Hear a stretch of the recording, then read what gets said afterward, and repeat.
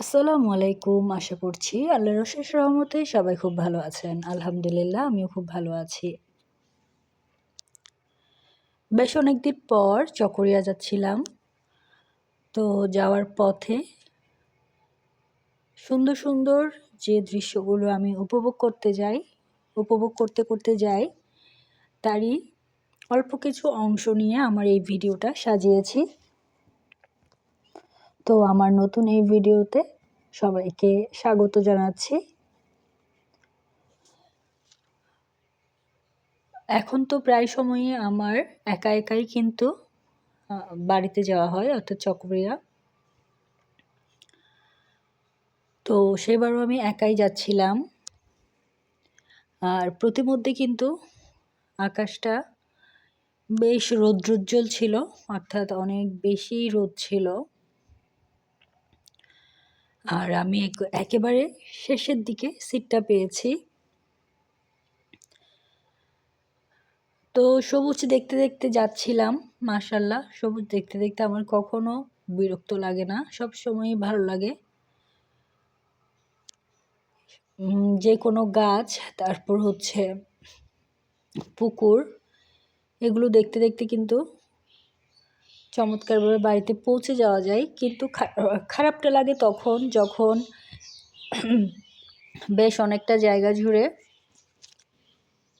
দোকানপাট, তারপর মানুষের ঘরবাড়ির আধিক্য থাকে, তখন কিন্তু আমার একেবারে হাঁসফাঁস লাগে, তখন জার্নিটা আর ভালো লাগে না।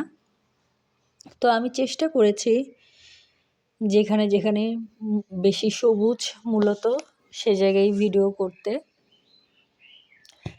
যেন আমার সাথে সাথে আপনারাও সবুজের সৌন্দর্যটা উপভোগ করতে পারেন।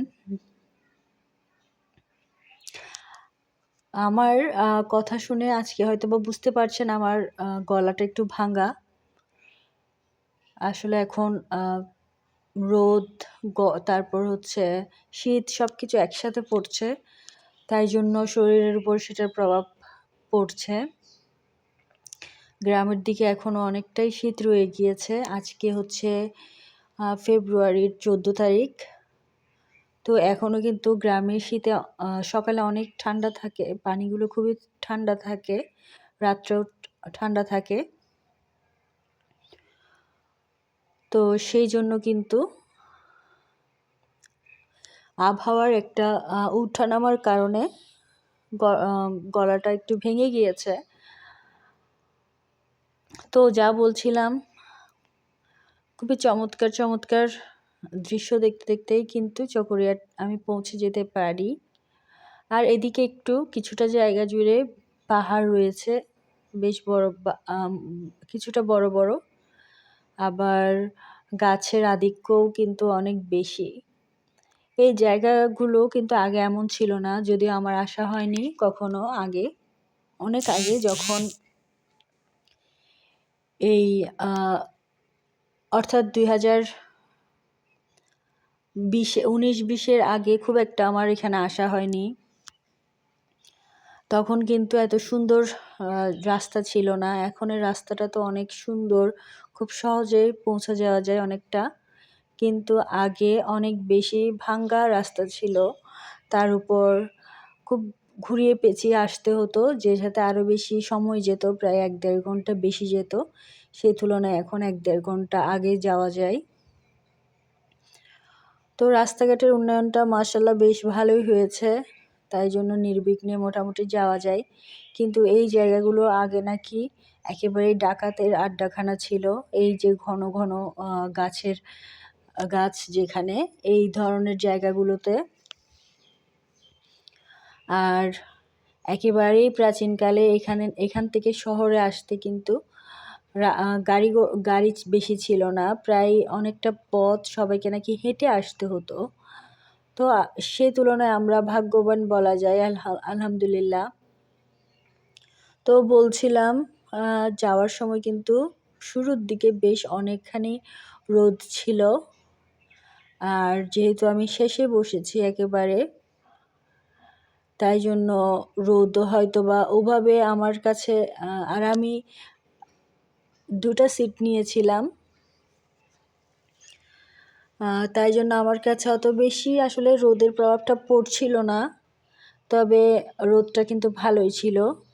কিন্তু চকরিয়া ঢুকার আগেই কিন্তু বৃষ্টি শুরু হয়ে যায়, অল্প করে বৃষ্টি পড়া শুরু করে।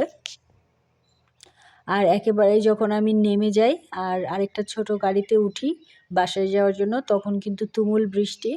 আর আমার কাছে কিন্তু বেশ জিনিস ছিল, অনেক বেশি জিনিস ছিল মোটামুটি। তারপরও কোনো মতো একটা গাড়ি ঠিক করে আমি চলে যাই, যেহেতু এখানেও আমাকে একা যেতে হয়েছে, একাই চলে গিয়েছিলাম। এই রাস্তাটাও কিন্তু খুবই ভাঙ্গা একটা রাস্তা, যদিও আশেপাশে কিন্তু মিলিটারি ক্যাম্প, আর্মি ক্যাম্প, তারপর ওই জায়গার কোনো তেমন একটা উন্নতি হয়নি। আর্মি ক্যাম্পের ভিতরে জায়গাটা সুন্দর, কিন্তু বাইরের জায়গাটাতে অনেক বেশি ভাঙ্গা। তো এরপর বাসায় চলে গিয়েছিলাম আর এই লেবু চাটা খেয়েছি। এই লেবু চাটা ভীষণ মজা হয়েছে আমার কাছে। এই ধরনের চাটা ভালো লাগে, খুব বেশি কড়া না করে অল্প লেবু দিয়ে। তো আজকে আরেকটা জিনিস দেখেন, আমার হাজব্যান্ড আমার জন্য এই গোল্ডটা, একেবারেই ছোট একটা গোল্ড, একটা হচ্ছে গলার এবং আরেকটা হচ্ছে হাতের। তো এগুলো আমি পছন্দ করে দিয়েছিলাম ওকে, তো ও এগুলো অর্ডার করে রেখেছিল। অনলাইনে প্রথম গোল্ড কিনলাম। পেজটা বেশ ভালো একটা পেজ এবং নির্ভরযোগ্য, তো সেই জন্য সেখান থেকে কিনলাম।